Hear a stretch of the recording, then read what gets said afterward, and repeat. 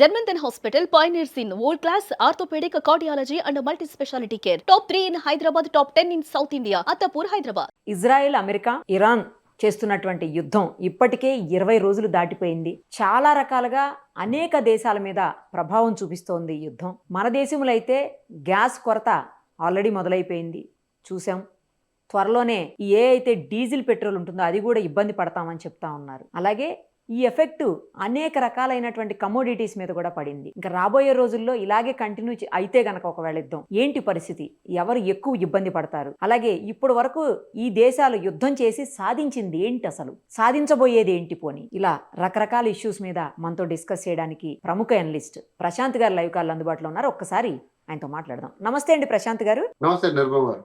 ఏంటండి యుద్ధం చూస్తున్నాం మనం, గతంలో కూడా చాలా రకాల యుద్ధాలు చూసాము, ఇప్పటికీ ఇంకా కొన్ని యుద్ధాలు జరుగుతూనే ఉన్నాయి. ఏదో ఎవరికి ఇబ్బంది కలగని యుద్ధాలు అయితే పర్వాలేదు కానీ, బట్ పక్క దేశాలకి పక్క జాతీయులకి ఇబ్బంది కలిగేటువంటి పరిస్థితి ఈ యుద్ధం వల్ల వచ్చింది. ఏదైతే ఇజ్రాయిల్, అమెరికా కలిసి ఇరాన్తో చేస్తున్న యుద్ధం, లేదా ఇరాన్ వీళ్ళిద్దరితో చేస్తున్న యుద్ధం అనాలో ఏదన్నా కూడా మొత్తానికైతే ఎఫెక్ట్ ప్రపంచవ్యాప్తంగా అనేక రంగాల మీద అనేక దేశాల మీద పడుతోంది. సో ఏం చేయాలి? ఎందుకంటే ఓ పక్కన మనం చూస్తున్నాము, దుబాయ్ అయితే దారుణమైనటువంటి సిచ్యువేషన్ ఫేస్ చేస్తోంది. అంటే చెప్తారు కదా, ఉరి మంగళం మీద పడిందని. దుబాయ్ ఎఫెక్ట్ అవుతుంది. అసలు దుబాయ్కి డైరెక్ట్గా సంబంధం లేకపోయినా కూడా ఎఫెక్ట్ అవుతుంది. అలాగే మనకు కూడా సంబంధం లేదు, మనం వంట గ్యాస్తో ఇబ్బందులు పడుతున్నాం. ఇలా రకరకాల దేశాలు ఇబ్బంది పడేటువంటి పరిస్థితి ఎన్ని రోజులు కొనసాగుతుంది? ఇంకా ఇలాగే కొనసాగితే పరిస్థితి ఏంటి? పిచ్చోడి చేతిలో రాయిలా తయారైందని చెప్పేసి ట్రంప్ని అనేక దేశాలు మేధావులు విమర్శిస్తున్నారు. సో వీటన్నింటి మీద మీ విశ్లేషణ ఏంటి చెప్పండి. డెఫినెట్ గా అండి, పిచ్చోటి చేతిలో రాయనది డెఫినెట్ గా కరెక్ట్ గా సరిపోయే అతుక్కునే సామెత. ఎందుకంటే ఇప్పుడు మనము గత 4 సంవత్సరాలుగా రష్యా యుక్రెయిన్ వారి గురించి తరచూ వార్తల్లో చూస్తున్నాం. రష్యా యొక్క లక్ష్యం ఏంటి, యుక్రెయిన్ యొక్క లక్ష్యం ఏంటి అని కొంచెం ప్రపంచం అంతా కూడా అర్థమవుతుంది. అంటే నాటోలో సభ్య దేశంగా ఒకవేళ యుక్రెయిన్ చేరితే రేపు పొద్దున రష్యా భూభాగంలోకి కానీ, లేదా రష్యా ఆక్రమించాలనుకున్న భూభాగంలోకి కానీ ప్రాబ్లం వస్తుంది. కాబట్టి నాటోలో చేరకుండా యుక్రెయిన్ మీద ఆధిపత్యం కోసం రష్యా పోరాడుతూ ఉంది. యుక్రెయిన్ ఏమో నాటో సభ్య దేశం కావాలని చెప్పేసి రష్యాతో పోరాడుతుంది. అందరికీ అర్థమైంది. అందులో కూడా చాలా ప్రపంచం కూడా రష్యాలో ఎనర్జీ క్రైసిస్ రావడం వల్ల రష్యా తర్వాత మిడిల్ ఈస్ట్ అంటే పశ్చిమ ఆసియా అంటే ఏవైతే ఉన్నాయో గల్ఫ్ కంట్రీస్ అండ్ అమెరికా, ఈ 3 కూడా ప్రపంచానికి ఎనర్జీ సోర్సెస్ ప్రధానంగా. ఇందులో ఏది ఇంపాక్ట్ అయినా అమెరికా కానీ, వెస్ట్ ఏషియా కానీ, రష్యా కానీ, సో ఇందులో ఏది ఇంపాక్ట్ అయినా ప్రపంచంలో ఎనర్జీ ఇంబ్యాలెన్స్ వస్తుంది. అంటే ఒకసారిగా రష్యా నుంచి కొనుగోలు ఆగిపోవడము, ఇతర దేశాల్లో పెరగడం, ధరలు పెరగడం అనేటివి ఇంపాక్ట్ ఉంటుంది. సో అది ఆల్రెడీ ఒకసారి చూసాము. దాని నుంచి బయటపడి మనం కొంచెం అటు ఇటు ఊగిసలాడుతున్న టైంలో ఇది 20 రోజుల క్రితం మొదలైన ఈ లక్ష్యం లేని, అంటే నేను ఎందుకు చెప్తున్నానంటే అమెరికా కానీ ఇజ్రాయెల్ కానీ న్యూక్లియర్ వెపన్స్ ఉన్నాయి ఇరాన్ దగ్గర. ఆ న్యూక్లియర్ వెపన్స్ ఆల్మోస్ట్ యురేనియం ని 60% ఎన్రిచ్మెంట్ చేశారు. 90% ఎన్రిచ్మెంట్ చేస్తే అవి అణుబాంబులుగా మారి ప్రపంచానికి ఒక చేటుగా ఉంటుందనే ఒక ఏమంటారు ఒక కారణం చెప్పేసి వాటి మీద దాడి చేయడం స్టార్ట్ చేసింది. బట్ మనకు అందరికీ కూడా తెలుసు, అమెరికాకి పశ్చిమాసియాలో పూర్తి ఆధిపత్యం కావాలి. ఇప్పుడు ఆల్రెడీ చూసాం 10-11 దేశాలు, బహ్రెయిన్ కానీ, అది కువైట్ కానీ, ఖతార్ కానీ, ఒమాన్ కానీ, సౌదీ అరేబియా కానీ, ఇతర దేశాలు అన్ని కూడా, అజర్బైజాన్, అన్నింటిలో కూడా అమెరికా స్థావరాలు ఉన్నాయి, అమెరికా బేసెస్ ఉన్నాయి. అవి అమెరికా చెప్పు చేతుల్లో ఉన్నాయి. అమెరికాకు లొంగంది ఇంతకుముందు ఇరాక్ ని కూడా లొంగ తీసుకొని ఒక డమ్మీ ప్రెసిడెంట్ పెట్టి ఇరాక్ ను కూడా కంప్లీట్ గా అన్యాయం చేసిన అమెరికా ఈరోజు ఇరాన్ వైపు వచ్చింది. ఇరాన్కి ఒక 30 సంవత్సరాలుగా ప్రత్యర్థిగా ఉన్న ఇజ్రాయెల్ ని ఫ్రెండ్షిప్ తో, ఇజ్రాయెల్కి అమెరికాకు ఉన్న ఫ్రెండ్షిప్ ని వాడుకొని, సరే మన కామన్ ఎనిమిని ఒకసారిగా కూడా లేపేసి అందులో ఒక డమ్మీ లీడర్ ని పెట్టుకొని మనం పరిపాలన చేద్దామని ఒక లక్ష్యంతో వచ్చింది. అది ప్రపంచానికి ఒక సాకుగా చెప్పకుండా. కానీ ఇరాన్ రిటాలియేట్ చేసిన విధానం ప్రపంచాన్ని కూడా నివ్వెరపరిచింది చాలా లో కాస్ట్ తో. అంటే నేను ఒక చిన్న ఎగ్జాంపుల్ చెప్తాను. ఇరాన్ ఒక స్ట్రైక్ చేసే ఒక మిసైల్ కాస్ట్ చాలా లో కాస్ట్, $20,000 to $30,000. ఓకే, అంటే మన కరెన్సీలో చూసుకుంటే ఒక 10 నుంచి 15 లక్షలు. కానీ దాన్ని ఇంటర్సెప్ట్ చేసి దాన్ని గాలిలో పేల్చే అమెరికా ఇంటర్సెప్ట్ చేసే డిఫెన్స్ మెకానిజం యొక్క కాస్ట్ $2 నుంచి $3 లక్షల. అంటే ఎవరు ఎలా యుద్ధం చేస్తున్నారో మనకు అర్థమైపోతుంది. అంటే అమెరికా ఎంత కాస్ట్ పెడుతుంది, ఇజ్రాయెల్ ఎంత కాస్ట్ పెడుతుంది. అలాగే స్ట్రెయిట్ ఆఫ్ హర్ముజ్ బ్లాక్ చేసినప్పుడు అందులో ఈ అమెరికన్ నౌకని పేల్చడానికి ఇరాన్ వాడినవి సింపుల్ హ్యాండ్ గ్రెనేడ్స్ లేదా హ్యాండ్ మిసైల్స్, అంటే చాలా లో కాస్ట్ యుద్ధం చేస్తుంది, ఇంపాక్ట్ చాలా పెద్దగా క్రియేట్ చేయగలిగింది. స్ట్రెయిట్ ఆఫ్ హర్మూజ్ ని బ్లాక్ చేసి ప్రపంచం మొత్తం కూడా ఒక ఎనర్జీ క్రైసిస్ తీసుకొచ్చి ప్రతి దేశం కూడా అరే ఈ యుద్ధం ఎలా ఆగిపోవాలి, ఇరాన్ కానీ అమెరికా కానీ ఎలా ఒక సంధిలోకి రావాలి అనే ఒక వైపుని ఇరాన్ తీసుకురాగలిగింది. అందులో చూస్తే ఇక్కడ ఇరాన్ ఓడిపోవట్లేదు, అమెరికా గెలవట్లేదు. అంటే అమెరికా ఈ యుద్ధం ఆగిపోవాలంటే అమెరికా గెలవాలి, నేను గెలుస్తేనే ఆగిపోతాను అనుకుంటుంది. సో ఇరాన్ ఏమనుకుంటుంది అంటే నేను ఓడిపోతే యుద్ధం అయిపోతాను అనుకుంటుంది, అది ఓడిపోవడానికి కూడా అది రెడీగా లేదు. కానీ ఇలానే సాగుతూ పోతుంటే డెఫినెట్ గా మీరు అన్నట్టు మనం చూసాము, ఎల్పిజి కొరత వచ్చింది. మనం టెంపరీగా కొంచెం ఫిక్సింగ్ చేసుకున్నా దేశీయంగా ప్రొడక్షన్ 30% ఉన్న ప్రొడక్షన్ ని దాదాపు 50%, 60% వరకు పెంచుకున్నాము. బట్ వీటి ఇంపాక్ట్ చాలా ఉంటుంది. అంటే ఇప్పుడు భారతదేశం ఖచ్చితంగా మీరు ఇండియాలోకి ఇంపోర్ట్ చేసుకుంటున్న ప్రొపేన్ బ్యూటేన్ ఏదైతే ఎల్పిజి ప్రొడ్యూస్ చేయడానికి వాడతారో, అంటే ఒక ముడి చమురు ప్రొపేన్ బ్యూటేన్ ని మీరు కేవలం ఎల్పిజి ప్రొడ్యూస్ చేయడానికే వాడాలి. ఇతర పెట్రోకెమికల్స్, ఇండస్ట్రియల్ అవసరాలు వేటికి కూడా బ్యాన్. తర్వాత అందులో 20% మాత్రమే కమర్షియల్ కి ఇవ్వాలి, మిగతాదంతా కూడా హౌస్ హోల్డ్ ఇవ్వాలి. బట్ ఈ రెస్ట్రిక్షన్స్ లో కమర్షియల్ సెటప్స్ లో లాస్ వస్తే ఎకనామిక్ యాక్టివిటీ డెఫినెట్ గా దెబ్బతింటుంది. హోటళ్లు, చిన్న స్థాయి హోటళ్లు, హాస్టళ్లు, మెస్సులు, ఇది చిన్నగా మొదలై డెఫినెట్ గా ఒక ఎకనామిక్ యాక్టివిటీ డెఫినెట్ గా సర్క్యులేషన్ లో తేడా వస్తుంది. వాటి ఎఫెక్ట్ డెఫినెట్ గా ధరలపై కూడా పడుతుంది. ఎందుకంటే ఆటోమేటికల్ గా ఏదైతే వస్తువులు మార్కెట్ లో ఉండి దానికి డిమాండ్ తగ్గుతూ వస్తుంది అనుకోండి, ఆటోమేటికల్ గా వాటికి రేపొద్దున సప్లై కూడా తగ్గిపోతుంది. అంటే ఎవరు దాన్ని ప్రొడ్యూస్ చేయరు, మళ్ళీ కూడా ప్రైస్ పెరిగే అవసరం ఉంది. ఇది ఒక పాయింట్. రెండో పాయింట్, మీరు అన్నట్టు దాదాపుగా 40-60 రోజులు నిల్వలున్న ముడి చమురు ఏదైతే ఎల్పిజికి వాడుకుంటున్నారో అది నిత్యావసరం, అంతకంటే ఇంకో పెద్ద అవసరం ఉంది పెట్రోల్, డీజిల్. సో వీటికి డెఫినెట్ గా ఇంపాక్ట్ అయ్యే పొజిషన్ ఉంది. ఎందుకంటే మన భారతదేశ 60-70% అవసరాలు కూడా ఇరాన్ వంటి దేశాల నుంచి, రష్యా, తర్వాత అమెరికా వంటి దేశాల నుంచి ఇంపోర్ట్ చేసుకుంటున్నాం. ప్రధానంగా ఇరాన్ నుంచి చాలా ఇంపోర్ట్ చేసుకుంటున్నాం. సో వీటి క్రైసిస్ అనేది ప్రపంచ మార్కెట్ లో బ్యారెల్ ధరలు పెరిగాయి ఆల్రెడీ 15%. కాకపోతే అది మనకు డైరెక్ట్ గా ఇంపాక్ట్ కావడానికి ఇంకొక 30 రోజులు పట్టొచ్చు. మరి ఒక్కసారిగా పెట్రోల్, డీజిల్ ధరలు పెరిగితే మనకు తెలియదు ఏముంది, మన లారీలు, షిప్పులు, కార్గోలు అన్ని రేట్లు పెరిగి ఆ ట్రాన్స్పోర్టేషన్ వల్ల వస్తువుల రేట్లు పెరిగి ఎఫెక్ట్ వచ్చే పరిస్థితులు ఈ రోజు ఉన్నాయి. సో కాబట్టి ఈ యుద్ధంని ఆపే పరిస్థితుల్లో మన భారతదేశం ఎటువంటి పరిస్థితులు లేదు.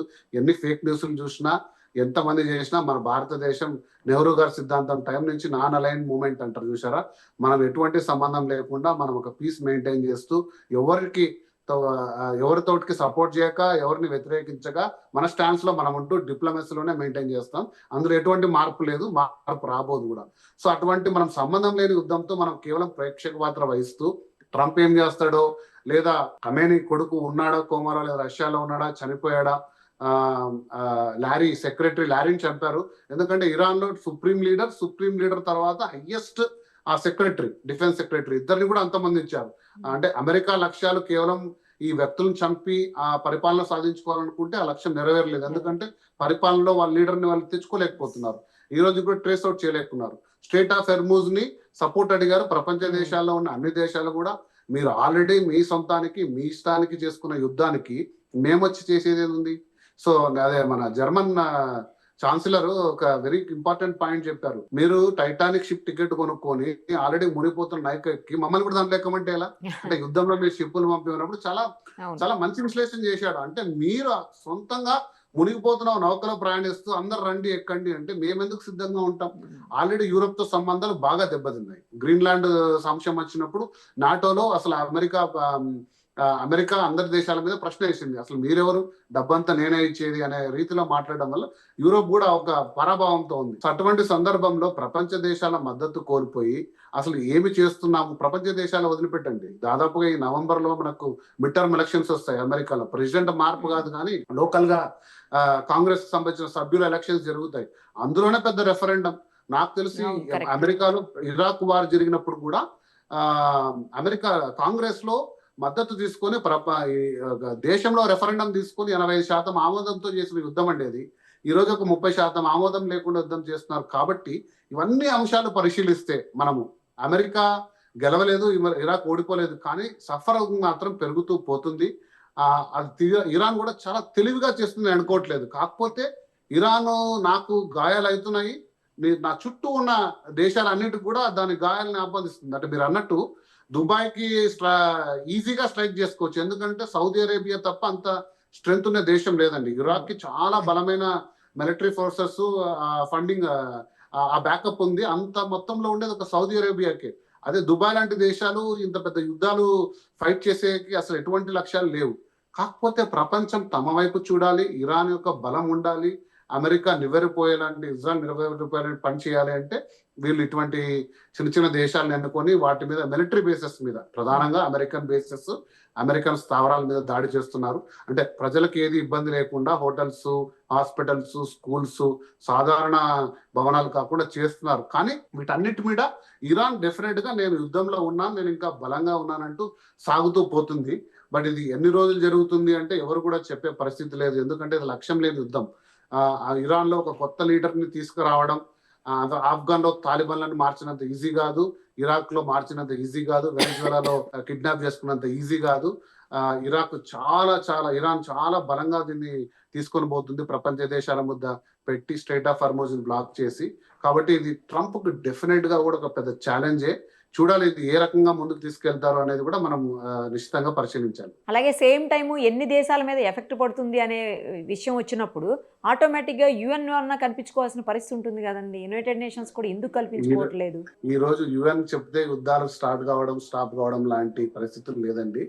అమెరికా టోటల్ గా ఒక డామినేటింగ్ స్టేజ్ లో ఉంది. అంటే అమెరికా యుఎన్ కూడా ఎందుకంటే ప్రపంచ శాశ్వత సభ్య దేశాలు అన్ని కూడా ఈరోజు మద్దతు, ఈరోజు ఈ యుద్ధం ఎందుకు చేస్తున్నాయని చెప్పేసి అన్నారు. సో యుఎన్ పీస్ కీపింగ్ లో వచ్చినా కూడా వాళ్ళు చెప్పేది ఏంటంటే వాళ్ళు ఒక సాకు చూపుతున్నారు, వాళ్ళ దగ్గర యురేనియం సోర్సెస్ ఉన్నాయి, దాని ఎన్రిచ్మెంట్ అయితే. ఎందుకంటే ప్రపంచంలో అంటే super power and nuclear power ఉండే దేశాలు దాదాపుగా France, UK, China, Russia and America. అంటే మన దగ్గర కూడా ఉన్నాయి, కానీ సూపర్ పవర్స్ కాదు. అంటే వీళ్ళు అనుకుంటే ప్రపంచాన్ని నాశనం చేసే దేశాలు వీళ్ళన్నీ కూడా ఒక ఒప్పందంలో ఉన్నాయి, ఒక ట్రీటీలో ఉన్నాయి. అలా కాకుండా ఇప్పుడు చిన్న దేశాలు కూడా అటువంటి స్థాయికి ఎదిగితే ప్రపంచానికి ఇది చాలా ముప్పుగా అని చెప్పి ఒక కారణం చూపించి ఆ యురేనియం శుద్ధి ఎంతవరకు జరిగిందో అన్ని బేసెస్ స్ట్రైక్ చేశారు. So almost all bases strike చేసేసారు, లీడర్స్ ని చంపేశారు. సో ఇప్పుడు కూడా ఇంకా వారి లక్ష్యం ఏంటో తెలియట్లేదు. ప్రపంచ దేశాల మీద ఇంపాక్ట్ అనేది ఎకనామిక్ ఇంపాక్ట్ ఉందండి, ఎందుకంటే గ్లోబల్ 20% ఎనర్జీ ఒక్కసారిగా స్టాప్ అయింది. సో ఆ ప్రైసెస్ అనేది గ్రాడ్యువల్ గా మిగతా దేశాల మీద లోడ్ పడుతుంది, ప్రొడక్షన్ కాస్ట్ పడుతుంది, ఆ ప్రైస్ ఓవరాల్ గా వచ్చి ప్రతి దేశం కూడా ఇంపాక్ట్ అవుతుంది. కాకపోతే ఆ దేశాలన్నీ కూడా డిప్లొమాటిక్ గా ప్రెజర్ తీసుకొచ్చి అమెరికా మీద, అంటే మనం ఒక లాస్ట్ 1 year గా ట్రేడ్ వార్ చూసాం కదా, అమెరికాకి ఎక్స్పోర్టింగ్, ఇంపోర్టింగ్, ఇదొక కారణము. 2, దేశీయంగా అమెరికాలో కూడా ట్రంప్ కి ప్రధానంగా వ్యతిరేకత ఇంపీచ్మెంట్ లాంటి అంశాలు జరిగి రెఫరెండం ద్వారా ట్రంప్ ని ఖచ్చితంగా తొలగించే అంశం వస్తే తప్ప ఇటువంటి పిచ్చి చర్యలు ఆగుతాయని అనుకోవట్లేదు. ఎందుకంటే అమెరికా కాంగ్రెస్ ఈ నిర్ణయాన్ని సపోర్ట్ చేయట్లేదు. అమెరికా ఇంతకుముందు పోరాడిన ప్రతి చిన్నవారు, అది వియత్నాం అయితేనేమి, ఇరాక్ అయితేనేమి, ఆఫ్ఘనిస్తాన్ అయితే ప్రతి దానికి కూడా దేశం మొత్తం కూడా బలం తీసుకొని, కాంగ్రెస్ బలం తీసుకొని పోరాడింది.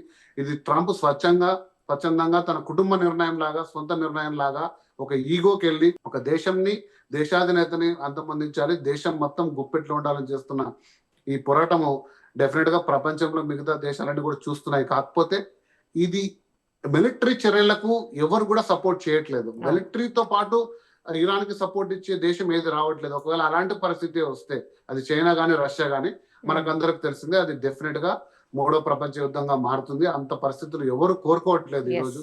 ఎందుకంటే ప్రతి దేశం కూడా ఆల్రెడీ 1, 2 సొంత యుద్ధాలు చేసుకుంటుంది. రష్యా అయితేనేం, ఇండియా అయితేనేం, చైనా అయితేనేం, చైనాకి తైవాన్ ఉంది, రష్యాకి యుక్రెయిన్ ఉంది, ఇండియాకి పాకిస్తాన్ ఉంది. అంటే ప్రతి దేశం కూడా కొన్ని సొంత యుద్ధాలు చేసుకుంటున్న తరుణంలో ఇంత పెద్ద అవసరం లేని ఒక యుద్ధాన్ని సపోర్ట్ చేసి ప్రపంచ యుద్ధంగా మారుస్తుంది అనుకోవట్లేదు. చూద్దాం. అంటే రాబో రోజుల్లో అమెరికా అనుకున్న లక్ష్యాలు సాధించిందని డిక్లేర్ చేసి వాళ్ళ ఫోర్సెస్ వెనక్కి తీసుకొస్తారా, లేదా ఇప్పుడు గ్రౌండ్ ఫోర్సెస్ కూడా పెట్టేసి లోపలికి వెళ్ళి ఆ న్యూక్లియర్ సోర్సెస్ ఎక్కడున్నాయో కనుక్కుంటామని ఒక గ్రౌండ్ ఫోర్సెస్ ని పంపించాలి, అమెరికన్ ఆర్మీని దింపాలి అనే ఒక లక్ష్యం కూడా ఒకటి అనుకుంటున్నారు. సో చూద్దాం అది ఎటువైపు వెళ్తుందో. ఇరాన్ కూడా కొంచెం పెద్ద మనసుతో దాదాపు 90 షిప్స్ స్ట్రైట్ ఆఫ్ హార్మూజ్ లో ఇతర దేశాలు ఇంపాక్ట్ అవుతున్న సందర్భంలో రేపొద్దున కనీస మద్దతు కూడా మనకు ఉండదు, దేశాలకు సపోర్ట్ చేయకుంటే అనే ఒక పెద్ద మనసుతో అలౌ చేసింది. మిగతా మిగతా చాలా కమర్షియల్ షిప్ ను హోల్డ్ చేసింది, అది కూడా ఎటువంటి చర్య తీసుకుంటుంది, అది దాని ఫైటింగ్ రిసోర్సెస్ ఎన్ని రోజులు ఉంటాయి, ఇవన్నీ కూడా మనము నిశ్చితంగా గమనిస్తుంటే మనకు ఇంపాక్ట్ ఏంటనేది తెలుస్తూ ఉంటుంది. ఎస్, మీరు అన్నట్టు అభిశంసన తీర్మానం పెట్టేస్తే అయిపోతుంది, అసలు ఏ గొడవ ఉండదు ట్రంప్ గారి మీద. డెఫినెట్ గా రైట్ అండి, thank you so much. Thank you.